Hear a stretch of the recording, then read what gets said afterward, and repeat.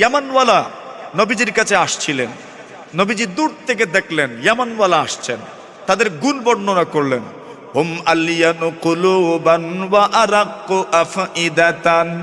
নবীজি বলেন এই মানুষগুলোর দিল নরম, শুধু দিল নরম নয়, দিলের উপরে যে পর্দা আছে সেই পর্দাটাও নরম। শুধু দিল নরম না, দিলের উপর যে পর্দা আছে পর্দাও কিতা। হুম আলিয়ানু কুলুবান ওয়া আরাক্কু আফইদাতান। তো দিল এমন এক জিনিস যেটা সবকিছুকে নিয়ন্ত্রণ করে, সবকিছুর নিয়ন্ত্রক শক্তি হচ্ছে দিল। আপনার বাজারে গেলেন, কোনো কাজ নাই, একজন জিজ্ঞাসা করলো কিতার লাগিয়েছো, বলে মনে কইছে। কেডা কইছে? তো বাজারে যে গেছেন কিতার লাগিয়ে গেছো, মনে কইছে।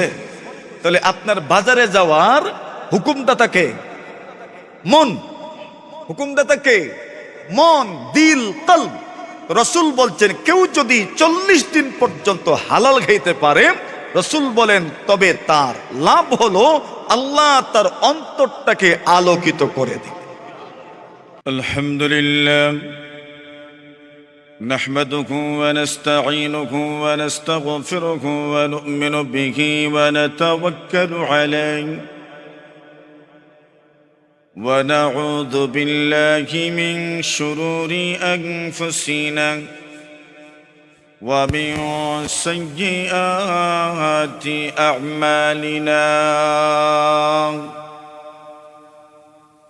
من يهده الله فلا مضل له ومن يضلله فلا هادي له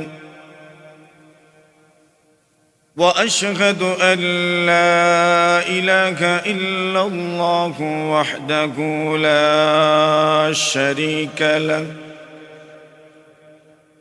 وأشهد أن سيدنا وسندنا وحبيبنا ومولانا محمدا عبده ورسوله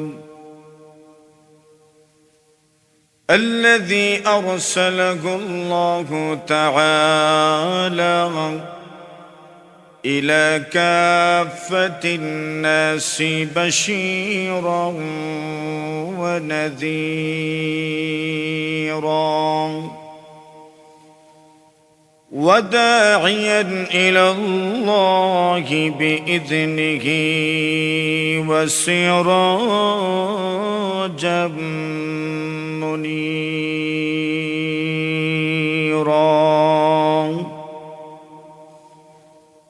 أما بعد فأعوذ بالله من الشيطان الرجيم. بسم الله الرحمن الرحيم. يا أيها الذين آمنوا كلوا من طيبات ما رزقناكم واشكروا لله إن كنتم إياه تعبدون.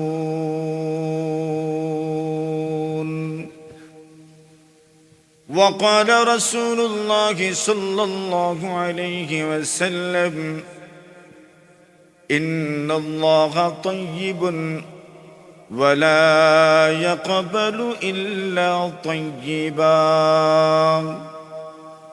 وقال عليه الصلاة والسلام من أكل طيبا وعمل في سنتي وأمن الناس بوائقه دخل الجنة أو كما قال عليه الصلاة والسلام.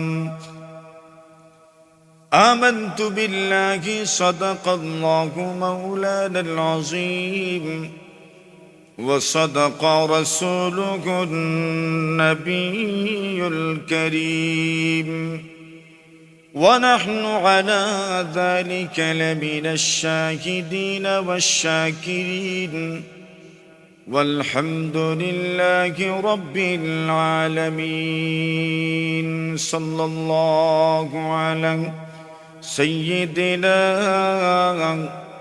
ومولانا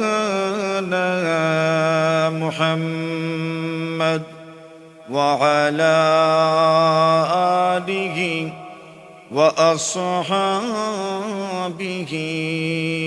وسلم صلى الله على سيدنا ومولانا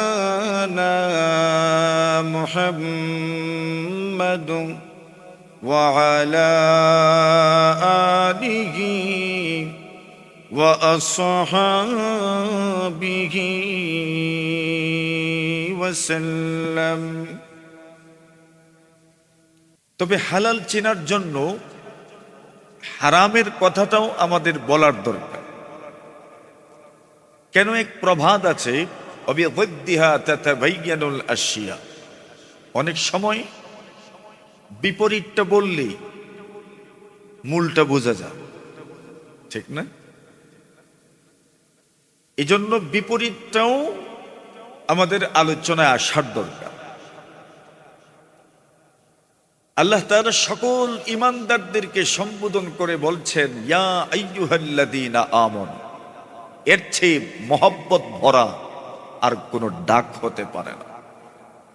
সবচেয়ে মহব্বতের, সবচেয়ে আদরের, সবচেয়ে স্নেহ মমতা ভরা এই সম্বোধন, এর চাইতে সুন্দর কোন সম্বোধন হতে পারে না।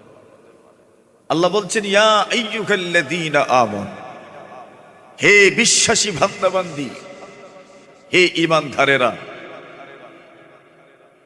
তাহলে আমরাই তো ঈমানদার, আমরাই তো কি ঈমানদার। তো আল্লাহ ডাকলেন ইয়া আইয়ুহাল্লাযীনা আমানু, তো ডাকলেন আর কাকেই ডাকলেন? আমাদেরকেই তো ডাকলেন। আল্লাহ বলছেন ইয়া আইয়ুহাল্লাযীনা আমানু, হে ঈমানদারেরা। আল্লাহ কি বলছেন শোনার দরকার কিনা বলেন? ডাকলেন তো কিছু বলবেন তো, এখন তো কিছু যেহেতু বলবেন, কি বলবেন সেটা তো মনোযোগের সাথে শোনার দরকার। আল্লাহ এইভাবে জায়গায় জায়গায় মানুষকে ডেকেছে, ইয়া আইয়ুহাল্লাযীনা আমানু, ঈমানদারেরা। কি সুন্দর সম্বোধন, সবচেয়ে বড় উপাধি ঈমানদার মানুষ, বিশ্বাসী মানুষ। আল্লাহ কি বলতে চান? কুলু মিন তাইয়্যিবাতি মা রাযাকনাকুম। আল্লাহ বলছেন, আল্লাহ তোমাদেরকে যে রিজিক দান করে, সেই রিজিক থেকে, পবিত্র যে রিজিক, সেই পবিত্র রিজিক থেকে তোমরা খাও, তোমরা ভক্ষণ করো। এটা প্রথম আদেশ। দ্বিতীয় আদেশ আল্লাহ করছেন, ওয়াশকুরু লিল্লাহ, আল্লাহর কৃতজ্ঞতা আদায় করো, আল্লাহর শুকর আদায় করো। এরপরে একটা কথা বলছেন, মাঝে মাঝে আমরা অনেক সময় কাউকে চেতানোর জন্য বলি না, আপনারা বুঝেননি আমার মাত, আপনারা মসজিদের ভিতর তো কথাবার্তা একটু কম কানে ঢুকতে পারে, আওয়াজ একদম ক্লিয়ার নাও হতে পারে। খুব ধৈর্যের সাথে কথাগুলো বলার দরকার, শোনার দরকার। ইনশাআল্লাহ মাঝে মধ্যে বলি না, বেটা গুয়াস্তে আয়ুষ কিতা কইছে, এটা সেতাইছে। আল্লাহ বলছেন, ইন কুনতুম ইয়াহু তা'বুদুন, যদি তোমরা তোমাদের রবের ইবাদত করে থাকো, তবে তোমরা তার শুকরগুজারি আদায় করো, তার কৃতজ্ঞতা স্বীকার করো। তো আমরা কার ইবাদত করি? তো আমাদের জন্য কি জরুরি? আল্লাহর কৃতজ্ঞতা স্বীকার করা। এবার আসেন, আল্লাহ প্রথম অংশে ঈমানদারদেরকে ডেকে ডেকে হালাল রিজিক খাওয়ার জন্য বলছেন। হালাল রিজিক মানুষের উপার্জনের তরিকা, উপার্জনের পদ্ধতির ভিন্নতায় একই রিজিক, একই দানা, একই খোরাক, একই খাদ্য, উপার্জনের পদ্ধতির ভিন্নতায় হালাল হয়, আবার একই জিনিস উপার্জনের পদ্ধতির ভিন্নতায় হারাম হয়ে যায়। জিনিস কিন্তু একই, অভিন্ন জিনিস, কিন্তু উপার্জনের পদ্ধতিগত ত্রুটির কারণে একটা হয় হারাম, আর উপার্জনগত পদ্ধতি সুষ্ঠু সুন্দর হওয়ার কারণে সেটা হয় হালাল। শুধু হালাল না, কোনো কোনো সময় উপার্জনগত অতি শুদ্ধতার কারণে এটা সর্বোৎকৃষ্ট হালালে পরিণত হয়ে যায়। যেমন নবী আকরাম সাল্লাল্লাহু আলাইহি ওয়াসাল্লামকে প্রশ্ন করা হলো, সুইলা রাসূলুল্লাহ সাল্লাল্লাহু আলাইহি ওয়াসাল্লাম আইয়ুল কাসাবি আতয়াব। আল্লাহর হাবিব বিশ্ব নবীকে প্রশ্ন করা হলো, ইয়া রাসূলুল্লাহ, ইয়া হাবিবাল্লাহ, আইয়ুল কাসাবি আতয়াব। আল্লাহর নবীজি গো, কোন উপার্জন সবচেয়ে বেশি হালাল?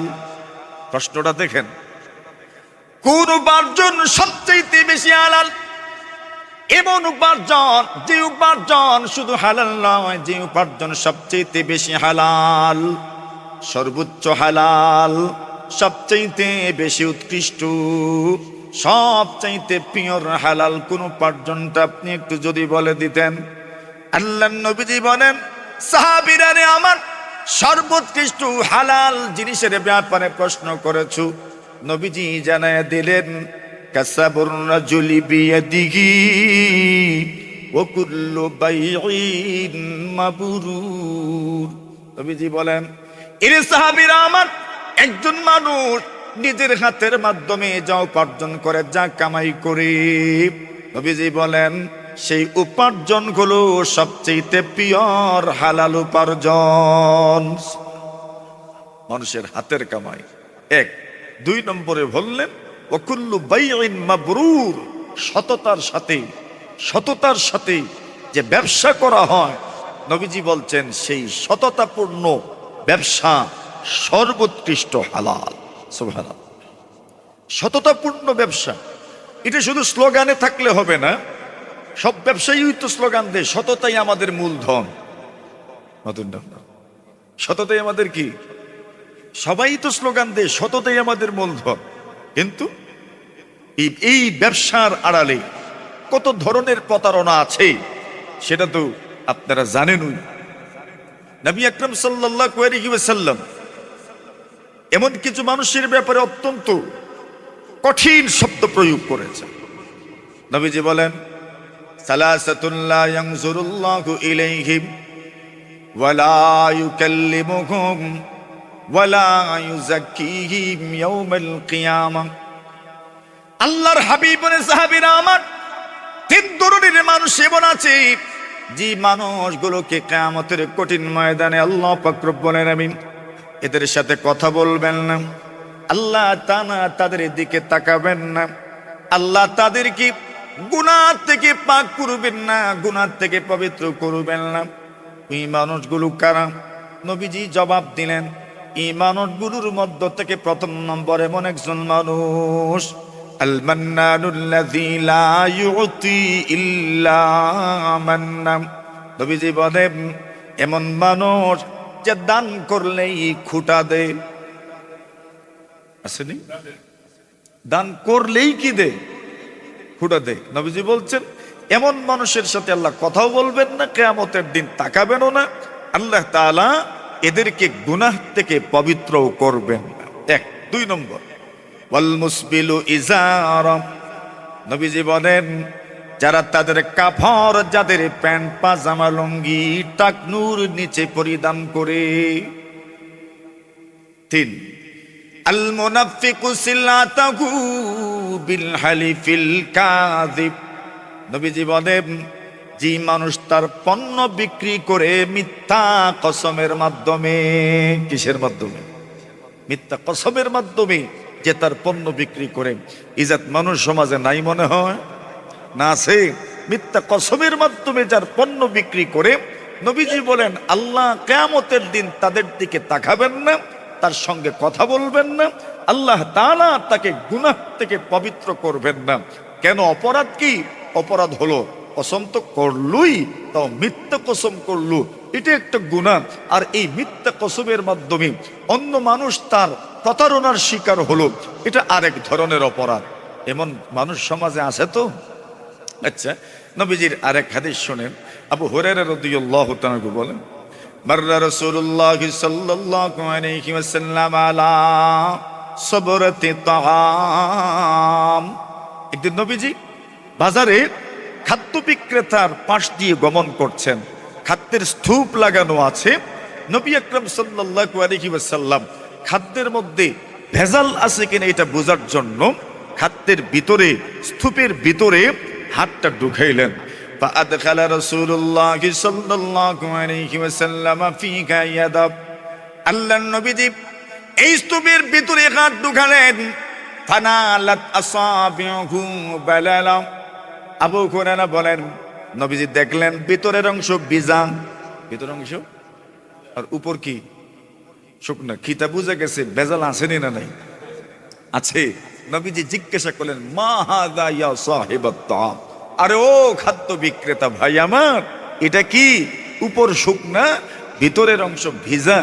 মা হাযা ইয়া সাহিবাত তাআম। যারা এমন কাজকর্মে লিপ্ত থাকে এদের কাছে জবাবেরও অভাব নাই, ঠিক না? জবাব আগের থেকেই রেডি থাকে, প্রস্তুত থাকে। উনি জবাব দিয়েছেন, ইয়া রাসূলুল্লাহ আসাবাতহু সামা, বৃষ্টি পড়েছে এজন্য নিচের অংশ ভিজে গেছে। নবীজিও তো যেমন তেমন না, নবীজিকে ফাঁকি দিয়ে ফেলবেন।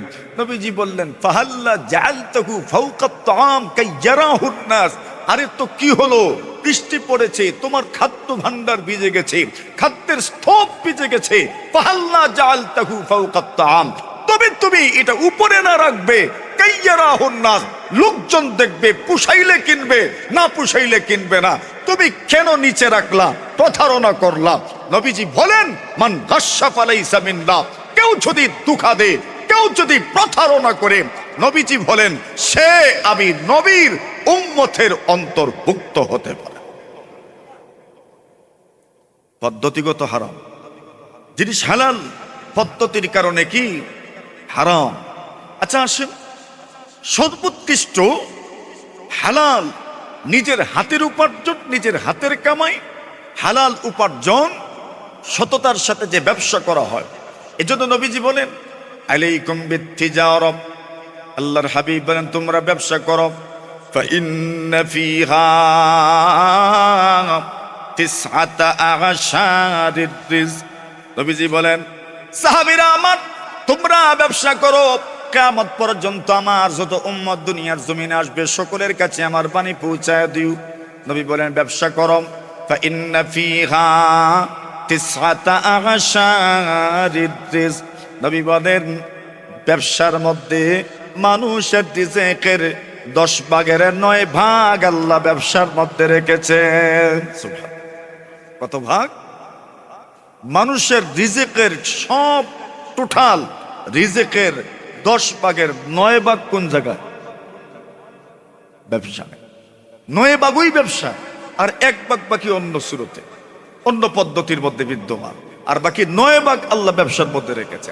নবীজি বলছেন ওই ব্যবসাটা যদি কেউ সঠিক পন্থায় করতে পারে, সততার সাথে করতে পারে, এই ব্যবসা যদি কেউ নেকির সাথে করতে পারে, পুণ্যের সাথে করতে পারে, রাসূল বলছেন এর মাধ্যমে যা উপার্জন হবে, এর মাধ্যমে তার যা হস্তগত হবে, এর মাধ্যমে যে বেনিফিট পাবে, এর মাধ্যমে যে প্রফিট পাবে, এর মাধ্যমে তার যে প্রাপ্তি হবে, নবীজি বলছেন সেই প্রাপ্তি, সেই পাওয়া, সেই ধন ভান্ডার তার জন্য সর্বোৎকৃষ্ট হালালে পরিণত হয়ে যাবে। এবার মোটামুটি দাগে হালালের একটা পরিচয় আমাদের সামনে আসলো।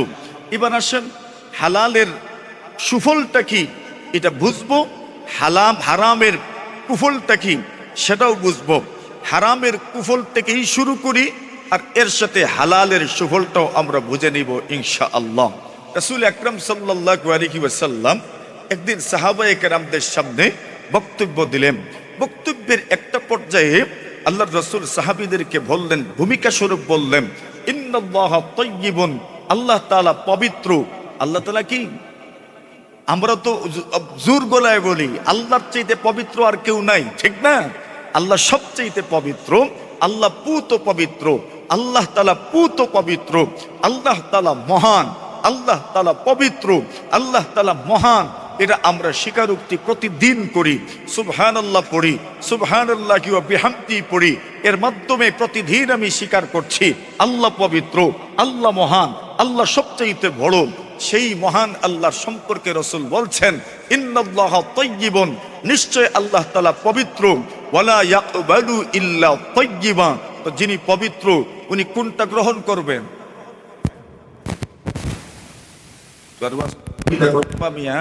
বুঝিল চিন্তু, যিনি পবিত্র উনি গ্রহণ করবেন কোনটা? পবিত্রটাই তো গ্রহণ করবেন, উনি তো খারাপটা গ্রহণ করবেন না। কেন? উনি পবিত্র, পবিত্রটাই গ্রহণ করবেন। নবীজি এক হাদিস শরীফের মধ্যে বলেন, কোন মানুষ যদি পবিত্র কোন জিনিস আল্লাহর রাস্তায় সদকা করে, এরপরে স্পষ্ট বলছেন ওয়ালা ইয়াকবালু ইল্লা তাইয়্যিবা, আল্লাহ পবিত্র ছাড়া কোনো কিছু গ্রহণ করেন না। নবীজি বলেন ইল্লা আখাযাল্লাহ বিয়ামিনিহি, নবী বলছেন পবিত্র কোন জিনিস যদি তুমি আল্লাহর রাস্তায় সদকা করো, আল্লাহ তোমার এই পবিত্র জিনিসের সদকার কারণে তার ডান হাত দ্বারা আপনার সদকা গ্রহণ করবে। কোন হাত দ্বারা? ডান হাত দ্বারা। আল্লাহর ডান হাত বলতে আবার কোনটা? আল্লাহর তো দুটোটাই সমান, শুধু আমাদেরকে বোঝানোর জন্য বলছেন আল্লাহর ডান হাত দ্বারা গ্রহণ করবেন। সুবহানাল্লাহ। এখন ডান হাত দ্বারা আল্লাহ গ্রহণ করবেন, এটা আমাদের জন্য কত গৌরবের, এটা আমাদের জন্য কত সম্মানের। আল্লাহ ডান হাত দ্বারা গ্রহণ করবেন। রাসূল বলছেন ওয়া ইন কানাত তামরাতান লাতারবু ফি কাফির রহমান, একটা খুরমা যদি হয়, সেই খুরমা আল্লাহ তাআলার হাতের তালুতে সেটা বড় হয়, বড় হতে হতে হতে হতে শেষ পর্যন্ত কত বড় হয়? হাত্তা তাসীরা মিথলাল জাবাল, পাহাড়ের সমান হয়ে যায়। কি জিনিস? কি জিনিস? পবিত্র। কি জিনিস?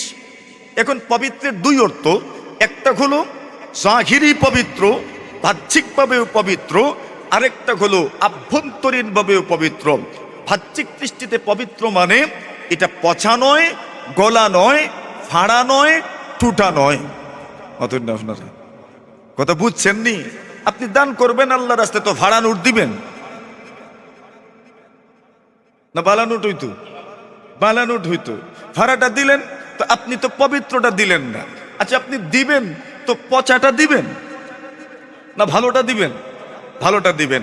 এটা হলো বাহ্যিক দৃষ্টিতে পবিত্র, একটা হলো আভ্যন্তরীণ দৃষ্টিতে পবিত্র, হালাল। আভ্যন্তরীণ হালালের অর্থ হচ্ছে, পবিত্রতার অর্থ হচ্ছে সেটা হালাল, সেটা হারাম নয়। হারাম মানেই অপবিত্র, হালাল মানেই পবিত্র। তো পবিত্রতার দুই ব্যাখ্যা, একটা হলো বাহ্যিক দৃষ্টিতে পবিত্র, আরেকটা হলো আভ্যন্তরীণ দৃষ্টিতে পবিত্র। বাহ্যিক পবিত্রতা হচ্ছে এটা পচা নয়, গলা নয়, এবং এটা ভাড়া নয়, ব্যবহার অনুপযোগী নয়। আর আভ্যন্তরীণ পবিত্রতা হচ্ছে এটা হারাম নয়, এটা পিওর হালাল। নবীজি বলছেন কোন মানুষ যদি আল্লাহ তাআলাকে দিতে চায় তবে পবিত্রটাই যেন দেয়। কেন? আল্লাহ তাআলা পবিত্র, ওয়ালা ইয়াকবালু ইল্লা তাইয়্যিবা, পবিত্র ছাড়া উনি গ্রহণ করেনই না। সুবহানাল্লাহ। এরপর নবীজি বলছেন, মনোযোগ আছে তো? নবীজির বক্তব্যটা তুলে ধরছি। এরপর নবীজি সাহাবীদেরকে বললেন, ইন্নাল্লাহা আমারাল মুমিনিন মা আমারা বিহিল মুরসালিন। নবীজি বলেন, সাহাবীরা আমার, আল্লাহ পাক মুমিনদেরকে সেই জিনিসের আদেশ করেছেন, এমন জিনিসের আদেশ করেছেন মা আমারা বিহিল মুরসালিন। নবীজি বলেন, যেই ব্যাপারে আল্লাহ তাআলা রাসূলদেরকে আদেশ করেছেন, আল্লাহ রাব্বুল আলামিন সেই ব্যাপারটার সমস্ত মুমিনদেরকে আদেশ করেছেন। রাসূলদেরকে যা আদেশ করেছেন মুমিনদেরকেও তা আদেশ করেছেন। এবার আমাদের জানার দরকার রাসূলদেরকে আল্লাহ কি আদেশ করেছেন। আল্লাহ তাআলা অন্য জায়গায় ইরশাদ করেন, ইয়া আইয়ুহার রাসূল কুলু মিনাত তাইয়্যিবাত ওয়া'মালু সালিহান ইন্নী বিমা তা'মালুনা খাবীর। আল্লাহ বলেন সকল রাসূলদেরকে আল্লাহ পাক সম্বোধন করে বলেছেন ইয়া আইয়ুহার রাসূল, সকল রাসূলদেরকে আল্লাহ বলছেন, নবীদেরকে আল্লাহ বলছেন, রাসূলগণ সকল রাসূলগণকে আল্লাহ সম্বোধন করছেন আর বলছেন কুলু মিনাত তাইয়্যিবাত, পবিত্র জিনিস খাও, পবিত্র জিনিস খাও, পবিত্র জিনিস খাও। নবীদেরকে রাসূলদেরকে আল্লাহ কি আদেশ করেছেন জোরে বলেন? পবিত্র জিনিস খাও। এরপরে আল্লাহ বলছেন ওয়া'মালু সালিহান, আল্লাহ বলছেন এরপরে নেক আমল করো, নেক আমল করো। প্রথমেই আদেশ করেছেন তোমরা পবিত্র জিনিস খাও, পবিত্র জিনিস ভক্ষণ করো, গাজা হালাল বানাও, খোরাক হালাল বানাও। এরপরে আল্লাহ বলছেন ওয়া'মালু সালিহান, নেক আমল করো। এরপরে আল্লাহ বলেন ইন্নী বিমা তা'মালুনা খাবীর। সাদাত ফাসাদাল জাসাদু কুল্লু আলা ওয়াহিয়াল কলব, এটা কলব, আর কলবের উপরেই সবকিছুর ভিত্তি। ইয়ামানওয়ালা নবীজির কাছে আসছিলেন, নবীজি দূর থেকে দেখলেন ইয়ামানওয়ালা আসছেন, তাদের গুণ বর্ণনা করলেন। হুম আলিয়ানু কুলুবান ওয়া আরাক্কু আফইদাতান, নবীজি বলেন এই মানুষগুলোর দিল নরম, শুধু দিল নরম নয়, দিলের উপরে যে পর্দা আছে সেই পর্দাটাও নরম। শুধু দিল নরম না, দিলের উপর যে পর্দা আছে পর্দাও কিতা। হুম আলিয়ানু কুলুবান ওয়া আরাক্কু আফইদাতান, তো দিল এমন এক জিনিস যেটা সবকিছুকে নিয়ন্ত্রণ করে, সবকিছুর নিয়ন্ত্রক শক্তি হচ্ছে দিল। আপনার বাজারে গেলেন, কোনো কাজ নাই, একজন জিজ্ঞাসা করলো কিতার লাগিয়েছো, বলে মনে কইছে। কেডা কইছে? তো বাজারে যে গেছেন কিতার লাগি গেছ, মনে কইছে। তাহলে আপনার বাজারে যাওয়ার হুকুমদাতাকে মন, হুকুমদাতাকে মন, দিল, কলব। রাসূল বলছেন কেউ যদি 40 দিন পর্যন্ত হালাল খাইতে পারে, রাসূল বলেন তবে তার লাভ হলো আল্লাহ তার অন্তরটাকে আলোকিত করে দিবে। অন্তর যদি আলোকিত হয় তো আপনার দুনিয়া আলোকিত হয়ে যাবে। গুনাহের প্রভাব, হারামের প্রভাব হলো অন্তর অন্ধকারাচ্ছন্ন হয়ে যাবে, অমানিসায় ভরে যাবে, ফুটফুটে অন্ধকারে। আপনার অন্তর কালো মেঘের মতো, আপনার বাদলের মতো আপনার অন্তরটা অন্ধকারাচ্ছন্ন হয়ে গেলে আপনার ওই অন্তর আপনার অকেজ হয়ে যাবে। কেমন হবে? নবীজি বলছেন একদম কয়লার মতো কালা হয়ে যাবে, ঠিক না? আচ্ছা, কয়লার মতো যদি কালো হয়ে যায় তবে তার অনিবার্য পরিণতি কি? লা ইয়ারিফু মারুফান ওয়া লা ইউনকিরু মুনকারা।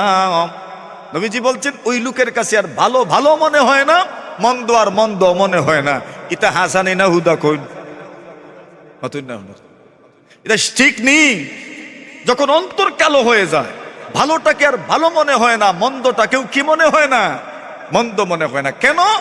আমার অন্তর আর কি না, ভালো না, অন্তর কালো হয়ে গেছে।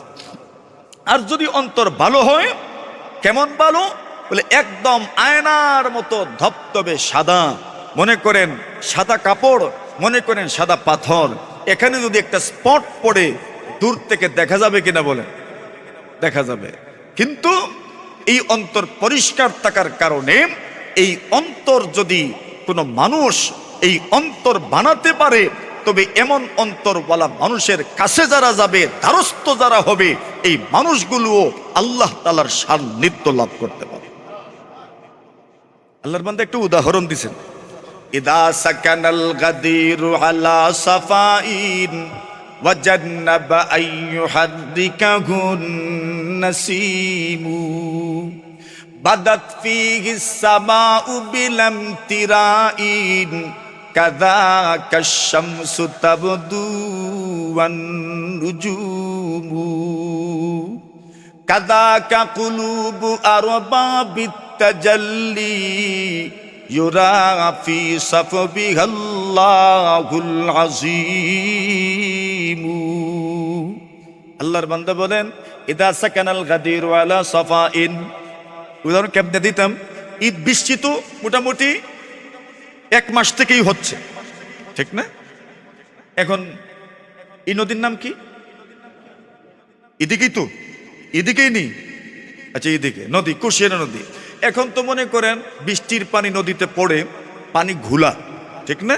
পানি পন না, পরিষ্কার না। আল্লাহর বান্দা বলছেন ইদা সাকানাল গাদিরু আলা সাফাইন, যখন সাগর, নদী, খাল, বিল অথবা পুকুর, যে কোনো উদাহরণ নিয়ে নেন আপনি, যখন একদম শান্ত থাকবে, ওয়াজান্নাবা আইয়ুহাররিকাহুন নাসিম, কোন দিকের বাতাস নদীর পানিকে, খালের পানিকে, বিলের পানিকে, পুকুরের পানিকে নড়াছড়া দিবে না, নাড়াবে না, মানে স্থির থাকবে। আর পানি থাকবে পরিষ্কার পন, একদম ফাল্গুন মাসের পানির মতো, একদম মাঘ মাসের পানির মতো, পৌষ মাসের পানির মতো। পানিও স্থির, কোনো স্রোত নাই, আর একদম পরিষ্কার পানি। ওই সময় আপনি যদি নদীর পাড়ে দাঁড়ান, তবে নদীর পাড়ে দাঁড়ালে ওই পানিতে আপনি কি দেখবেন? আপনি দেখবেন কি? আপনি আপনার ছবি দেখবেন। শুধু কি আপনারই ছবি দেখবেন, নাকি আসমানও দেখা যায়? হ্যাঁ, আসমানও দেখা যায়। শুধু আসমানই দেখা যায় নাকি সূর্যও দেখা যায়? শুধু সূর্য না, চন্দ্রও দেখা যায়, তারকাও দেখা যায়। আচ্ছা, সূর্য কি কুশিয়ারার মতোই না আরো বড়? মোটামুটি কিছু বড় না, অনেক। আচ্ছা, আসমান কুশিয়ারার থেকে কত বড়? আচ্ছা বাদ দিন কুশিয়ারা, আপনার পুকুর, আপনার যে পুকুরটা আছে 1 কিয়ারের অথবা আধা কিয়ারের কিয়ার বলেনি আপনাদের দিকে, কি আধা কিয়ারের পুকুর, 1 কিয়ারের পুকুর, ওই পুকুরেও আপনি আসমান দেখবেন, সূর্য দেখবেন। আচ্ছা, এতটুকু একটা পুকুর, এতটুকু একটা নদী, এতটুকু একটা খাল, সেখানে আসমান দেখা যায়, সেখানে সূর্য দেখা যায়, সেখানে চন্দ্র দেখা যায়, সেখানে এক একটা গ্রহ নক্ষত্র পৃথিবীর চেয়ে অনেক অনেক অনেক গুণ বড় যেই গ্রহ নক্ষত্র, সেগুলো দেখা যায়। আল্লাহর বান্দা বলছেন কাদাকা কুলুবু আরবাবিত তাজাল্লি, নেককার মানুষের দিল, আল্লাহর ওয়ালিদের দিল, সুফিদের দিল, পীর বুজুর্গদের দিল এমন হয়, এই দিলে যদি আপনি উকি দিতে পারেন, তবে সেই দিলের মাধ্যমে আপনি আল্লাহ দেখতে পারবেন। রাসূল বলছেন কোন মানুষ যদি 40 দিন পর্যন্ত হালাল খায়, মান আকালাল হালালা 40 ইয়াওমা, 40 দিন পর্যন্ত কেউ যদি হালাল খায়, নবীজি বলছেন নব্বারাল্লাহু কলবা, আল্লাহ তার অন্তরকে আলোকিত করে দেন। আর অন্তর যদি আলোকিত হয়ে যায়, তবে আল্লাহ পর্যন্ত আপনি পৌঁছে যেতে পারেন। শুধু আল্লাহ পর্যন্ত পৌঁছবেন যে এমন না।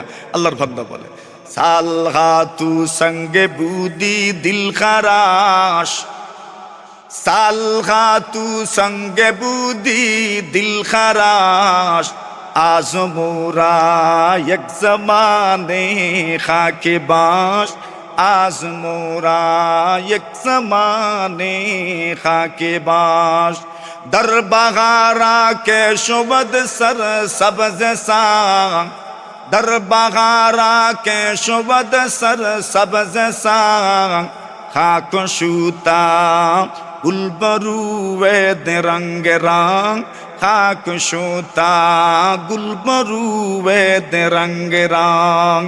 আল্লাহর বান্দা বলে কি হয়ে গেল, কতদিন থেকে বৃষ্টি হয় কিন্তু আমার জমিনে তো কিছু ফলে না। আল্লাহর বান্দা বলে ফলবে কেমনে, তোমার জমিনে তো মাটির পরিবর্তে পাথর রাখা। এখন পাথুরে জমিন যদি হয়, সেই জমিনে পুরো বছর যদি বৃষ্টি দেয়, কিছু ফলবে তো? কেন, পাথরে কি কিছু ফলে? আল্লাহর বান্দা বলে আজ মোরা এক জামানে খাকে ভার, পাথর থেকে তো তুমি এতদিন পর্যন্ত বুঝে নিলে, এবার একটু সময়ের জন্য মাটি হয় না, দেখো না মাটি হলে কি হয়। আল্লাহর বান্দা বলে খেরে কি হলো, এতদিন থেকে বৃষ্টি হয়, আমার জমিনে তো কিছু ফলে না। আল্লাহর বান্দা বলে ফলবে কেমনে, খাক সুতা গুলবরু বেদ রঙ্গ রং, মাটি হয়ে যাও, মাটি হয়ে যাও, বৈরাগী বাজারের মাটির মতো হয়ে যাও, তুমি গড়রবন্দের মাটির মতো হয়ে যাও, সালেশ্বর কোনা সালেশ্বরের মাটির মতো হয়ে যাও, দাউদপুরের মাটির মতো হয়ে যাও, বিভিন্ন এলাকার মাটির মতো তুমি হয়ে যাও।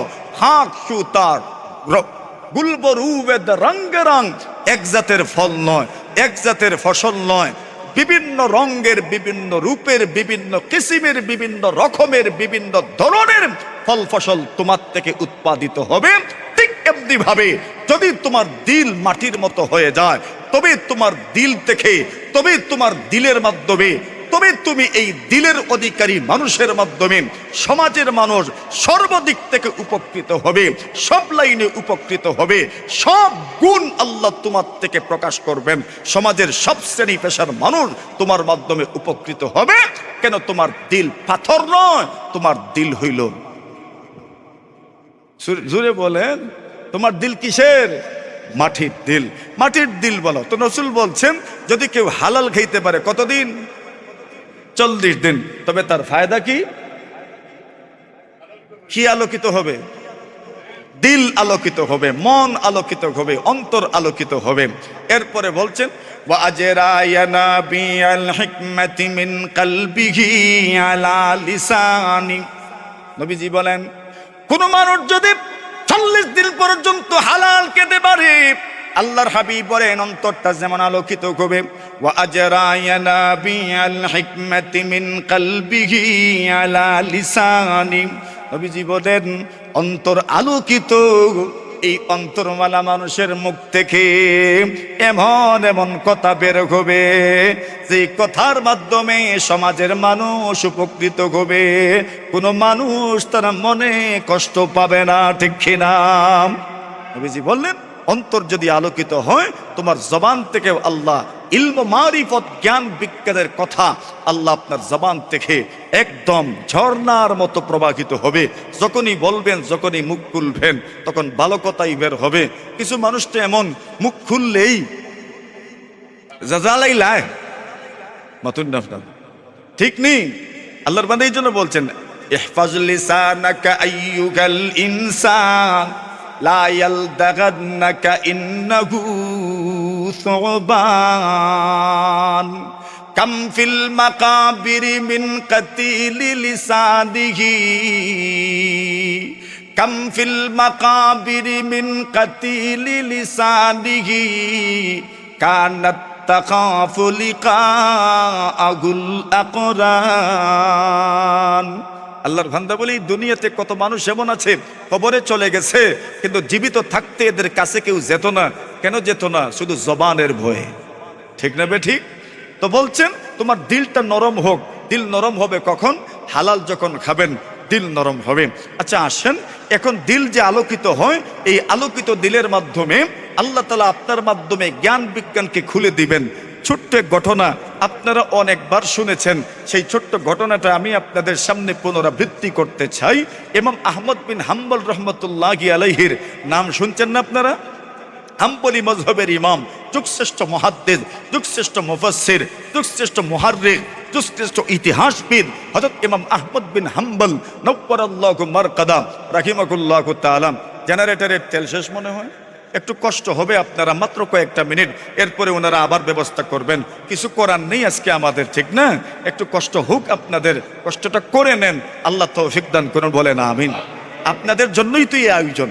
এখন আসেন, রাসূল আকরাম হযরত ইমাম আহমদ বিন হাম্বল রহমতুল্লাহি আলাইহি, ওনার একজন প্রিয় উস্তাদ ছিলেন যার নাম ইমাম মুহাম্মদ ইবনে ইদ্রিস আশ-শাফিঈ রাহিমাহুল্লাহু তাআলা। উস্তাদ তার ছাত্রকে একদিন বাড়িতে দাওয়াত করছেন। আচ্ছা বলেন না, উস্তাদের বাড়িতে দাওয়াত এর চাইতে মজা আর আসেনি? শিক্ষকের করে দাওয়াত, এটাই তো সবচেয়ে মজার দাওয়াত। ইমাম আহমদ বিন হাম্বল রহমতুল্লাহ আলাইহি শিক্ষকের ঘরে দাওয়াতে যাবেন। শিক্ষক তো যেমন তেমন শিক্ষক না, ইমাম শাফি রহমতুল্লাহ আলাইহি শিক্ষক, আর ছাত্র তো মাশাআল্লাহ ইমাম আহমদ বিন হাম্বল নওয়ারাল্লাহু মারকাদা। রাসূল আকরাম সাল্লাল্লাহু আলাইহি ওয়াসাল্লাম বলছেন লা তুসাহিব ইল্লা মুমিনা ওয়া লা ইয়াকুল তুআমাকা ইল্লা তাকিয়্যুন। নবীজি বলছেন তুমি মুমিনদেরকেই বন্ধু বানাও, মুমিনদেরকেই বন্ধু বানাও, মুমিনদেরকেই বন্ধু বানাও। ওয়া লা ইয়াকুল তুআমাকা ইল্লা তাকিয়্যুন, আর তোমার ঘরের খাবার যেন নেককার মানুষেরাই খায়। সুবহানাল্লাহ, নেককার মানুষেরাই যেন তোমার ঘরের খাবার খায়। ইমাম শাফি আলাইহির রাহমা আহমদ বিন হাম্বলকে দাওয়াত করেছেন। ওনার চাইতে নেককার আর কেই বা হতে পারে? আহমদ বিন হাম্বল ইমাম শাফি রহমতুল্লাহ আলাইহির বাড়িতে দাওয়াতে গেছেন। স্ত্রী সহ পরিবারে যারা আছেন এদেরকেও বলে দিয়েছেন আমার একজন ছাত্র আসবে, যেই ছাত্র সবার চাইতে ভালো ইলমে, জ্ঞানে, গুণে, বিবেকে, সর্বদিকে সেই সবার চেয়ে শ্রেষ্ঠ, সে আসবে আমাদের ঘরে। তো বাড়িতে আয়োজন তো মোটামুটি খারাপ হয় নাই, কিতা করেন আপনারা? ভালোই আয়োজন হয়েছে। এখন ভালো আয়োজন যে হয়েছে, ইমাম আহমদ বিন হাম্বল মেহমান হিসাবে বাড়িতে যখন আপনার পদার্পণ করলেন, এরপরে খাবার পাঠানো হলো, মোটামুটি কয়েকজনের খাবার পাঠানো হয়েছে। ইমাম আহমদ বিন হাম্বল রহমতুল্লাহ আলাইহি সব খাবার একাই শেষ করে ফেলছেন। খুশি হয়েছেন নি আপনারা? বেশি খাইছেন যে খুশি নি? মাশাআল্লাহ। তো ইমাম সাহেবরা যে বেশি খাইলেন, মাঝে মাঝে বেদার যে হইননি, খুশি হইননি? আল্লাহ কবুল করুক, আমিন বলেন। এখন ইমাম আহমদ বিন হাম্বল সব খাইছেন। এখন মেয়েরা মনে মনে ভাবে, রে আব্বাজান কত না প্রশংসা করলেন, এত ভালো ছাত্র, এত দিনদার, এত মেহনতি, এত মুত্তাকি, এত পরহেজগার, তবে খাবার যে এত খাইলো, খাবারের পরিমাণে তো বোঝা যায় গতিমতি ভালো না। এখন এরা আর কিছু বলে না, আব্বাজানকে বলে, আব্বাজান যা দিছিলাম সব শেষ হইছে। এখন এটা যে কইছে যে এখন প্রশংসা করলো না কি করলো, এমন কিছু ভাব দেখায় নাই। ইমাম শাফি আলাইহির মেয়েরা চিন্তা করলো, না ইনাকে আরো পরীক্ষা করতে হবে। পরীক্ষা কি? তারা পরীক্ষা করলো, রাত্রিবেলা যখন ঘুমাতে যাবেন, তারা মুসল্লা জায় নামাজ রাখছে, উজুর জন্য পানি রাখছে। উনি তো ঘুমাবেন, ঘুম থেকে জাগ্রত হবেন, এরপরে উজু পড়বেন, এরপরে নামাজ আদায় করবেন। কিন্তু দেখা গেল উনি যখন ফজরের আজান হলো মসজিদে চলে গেলেন। এখন মসজিদে চলে যাওয়ার পরেই গোয়েন্দা যারা ছিল, গোয়েন্দা বুঝছেন নি ওই মেয়েরা, এরা ঢুকছে ইমাম আহমদ বিন হাম্বল যেখানে মেহমান হিসেবে রাত্রি যাপন করেছেন, ওনার ঘরে ঢুকেছে। এরা গিয়ে দেখে যেমনের ভানি এম নেই আর যেমনের মুসল্লা এম নেই। এটা মনে মনে ভাবে, খাইছে তো খাইছে, সারা রাত ঘুমাইছে। মতন আপনারা, খাইছে তো খাইছে, সারা রাত ঘুমাইছে, তাহাজ্জুদটা তো পড়লই না, ফজরের জামাতেও একবারে বিনা উজু গেছে। এখন আব্বাজানকে বলে, আব্বাজান কি জাত মেহমান আনছেন আর কি জাত ছাত্র আনছেন, উজুটাও পড়লো না, তাহাজ্জুদ তো পড়লো না, খাইলেও বেশি। এখন বাবা চিন্তা করলেন, রে মেয়েরা তো অভিযোগ দিল, ছাত্র তো আমারই, তো আমি তো তাকে প্রশ্ন করব, আমি তো তাকে শুধরানোর চেষ্টা করবো, একটু জিজ্ঞাসা করি বিষয়টা কি। জিজ্ঞাসা করলেন, বাবা আহমদ বিন হাম্বল কি ব্যাপার বলো, তুমি তো খুব ভালোই ছিলে, কিন্তু খাবার খাইছো বেশি, ওটা তো আমার ঘরেই খাইছো, আমি তো তোমাকে প্রশ্ন করতে পারি না। তবে তুমি যেহেতু আমার চাকরির ছাত্র, এজন্য তোমার শুধরানোর জন্য, আত্মশুদ্ধির জন্য, তোমার শুদ্ধির জন্য আমি তোমাকে প্রশ্ন করতেই পারি, বেশি খাইলা ব্যাপার কি। আর দ্বিতীয়ত নামাজটাও পড়লেন না, তাহাজ্জুদের নামাজ, ফজরের সময় আপনি চলে গেলেন মসজিদে, উজুটাও পড়লেন না, ব্যাপার কি, ঘটনাটা আমাকে খুলে বলেন। উনি বলেন, হযরত আমি যখন আপনার বাড়িতে মেহমান হয়ে এসেছিলাম, এরপরে যখন খাবার আমার সামনে পরিবেশন করা হয়েছে, ওই খাবারটা আমার সামনে আসার পরে আমি তাকায়া দেখি ওই খাবারের মধ্যে আসমান থেকে নূর এসে পড়েছে। আমি ধারণা করলাম এটাই সর্বোত্তম খাবার হবে, সবচেয়ে পিওর হালাল খাবার হবে।